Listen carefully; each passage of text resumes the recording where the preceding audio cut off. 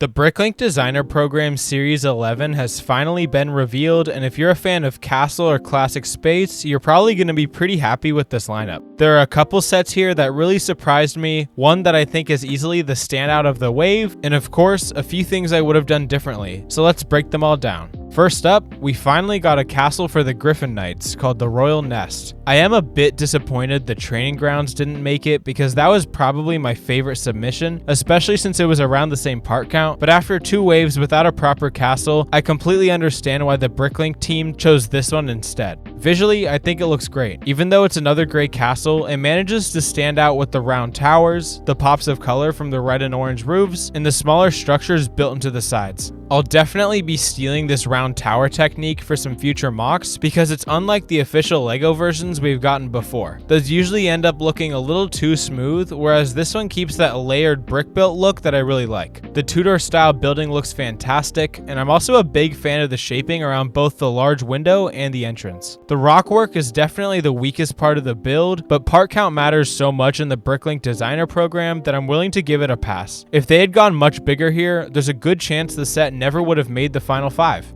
Like the Lion Knight's castle, this uses a dollhouse style layout that folds open for easier access, and personally, I'm a fan of that approach. The interior rooms are fairly compact, but the space is used well, and I especially appreciate that the upper floors are tiled off because it gives everything a much cleaner look. Of course, all these designs are subject to change while the designers work with the Bricklink team, but right now, the set sits at 2,975 pieces. I'm guessing it'll end up somewhere around the $270 to $280 range. Personally, I won't be picking this one up. I tend to prefer castles at a slightly larger scale, and at the end of the day, it still is another great castle, even if it has some really interesting techniques. That said, I think it's a very solid set, and if previous waves tell us anything, it'll probably end up being one of the best sellers of the entire wave. Now moving on to my favorite build of the final 5, we have the Elven Citadel. This is basically the complete opposite of a plain gray castle. The color scheme mainly consists of white, dark blue, and accents of gold, and I gotta say, it looks absolutely fantastic. Some people might be wondering how we ended up with 2 castles in the same wave when the Bricklink team has said they only allow 1 set per theme, and that's actually because they consider castle and fantasy to be separate themes. As someone who loves both, that's a huge win because it basically doubles my chance of getting a set I'm really excited about. But enough about that, the build itself is absolutely gorgeous. I love the open courtyard in the middle, the intricate detailing all around the walls, and some of the custom stickered elements that really help bring everything to life. The entire build is fully modular, so each floor can be removed individually to access the interior. While the dollhouse style works well for something you're displaying against a wall, I still prefer fully enclosed buildings like this because they give you a lot more flexibility. Whether you want to display it in the middle of a table or work it into a much larger fantasy layout, it just works. One technique I especially want to point out is the staircase. The rounded snot-built steps look fantastic and really help the build stand out. There's also a really neat feature on the back where you can open up this little cascade and let a boat sail into the citadel. It's the kind of detail you probably wouldn't even notice at first, but little features like that add so much personality to the build. Speaking of the boat, I absolutely love the design. It's small, but it helps make the whole scene feel much more alive.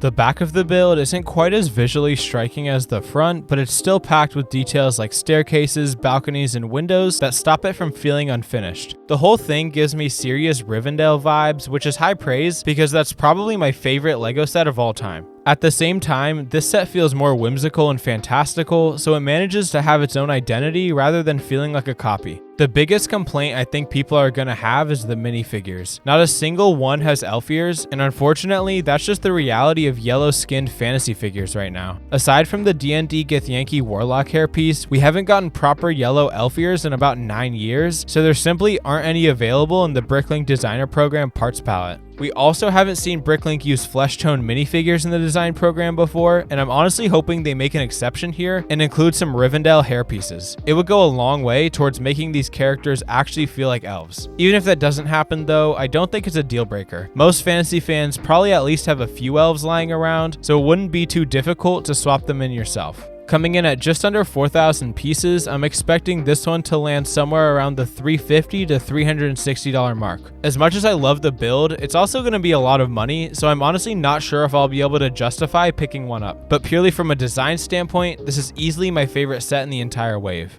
On the flip side, let's look at the smallest set in the wave. Le Petit Boutique. Usually the smaller Bricklink designer program sets don't interest me quite as much because the lower part count naturally limits what the designers can do, but this one has a charm that's really hard to ignore. The first thing that stood out to me was the cobbled sidewalk with little bits of plants growing between the stones. It's a small detail, but it gives the whole scene so much character right away. One feature that I think is especially clever is that you can separate the flower stand from the truck and display it either way. Honestly, both versions look great, but if you remove the truck, you can replace it with this little metro entrance, and it completely changes the feel of the build. Suddenly, it feels more like it's part of a much larger city, and I love when smaller sets leave a bit to your imagination like that. To me, this is pretty much the perfect example of a small LEGO display done right. It feels like something I would have wanted to build if I were into LEGO City. We haven't even talked about the flower stand itself yet. The different angles of the flowers make everything feel nice and organic, and it manages to look full without feeling cluttered. As for the truck, I'm not usually someone who gets excited over LEGO vehicles, but this one is incredibly well done. I know it probably sounds like I'm praising every little detail at this point, but that's honestly because every design choice here feels intentional. Nothing really feels wasted. Another nice bonus is that this pairs incredibly well with the upcoming newspaper kiosk from Series 10. If you're already planning on picking that one up, these two would look fantastic displayed together.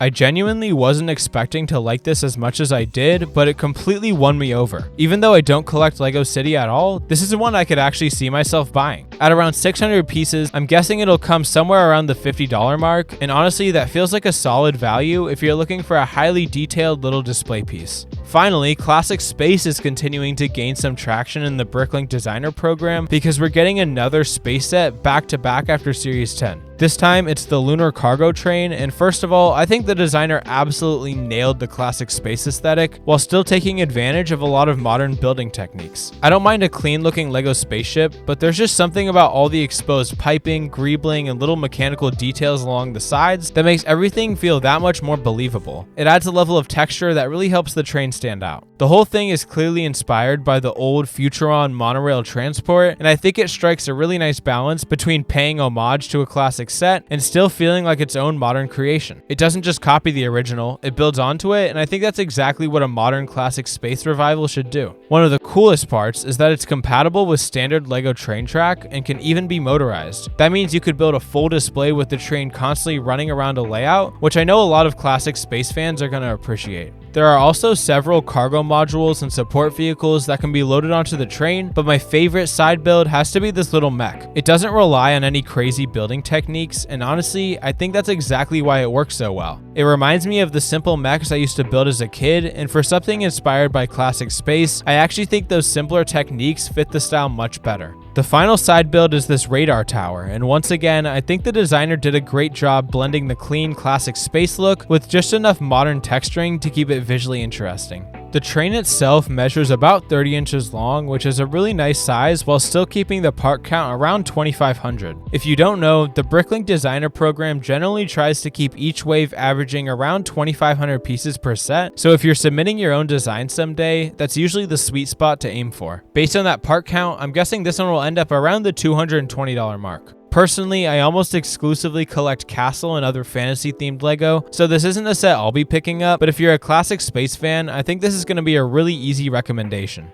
The fifth and final set in the series is the Village Parlor. Technically, it isn't an official modular because it's 26 studs wide and isn't built on a standard base plate, but I have a feeling modular fans are going to love this one anyway because it shares so much of the same style. Its unusual width isn't actually as big of an issue as it might sound. You could easily display it at the end of a street or even use that extra space to create a little alleyway between buildings. So while it isn't plug and play with the official modular sets, there are still ways you can modify it to fit it in. Now, focusing on the build itself, I think the color palette is one of its biggest strengths. You don't see olive green used all that often in LEGO sets, and it contrasts really nicely with the tan upper floor. The dark turquoise on the ground floor also complements those colors surprisingly well, so the whole building ends up feeling really vibrant without being overwhelming. The exterior looks fantastic. Between the plants, the outdoor seating, and the colorful awning, it really sells the atmosphere of a cozy little ice cream parlor. Inside, the rooms are fairly compact, but they're packed with detail, especially on the first floor. It never feels like space is being wasted, which is always something I appreciate in smaller buildings. Overall, I think this would make a fantastic addition to a modular city, as long as you're willing to make a couple of small modifications. Even as a standalone display though, it works really well. It's definitely not the type of set I'll be buying personally, but I can already tell this is going to be a hit for a very specific fan base. Overall, I think Series 11 is shaping up to be another really strong wave for the Bricklink designer program. My personal favorite is still the Elven Citadel, but I honestly wouldn't be surprised if the Royal Nest ends up being the biggest seller.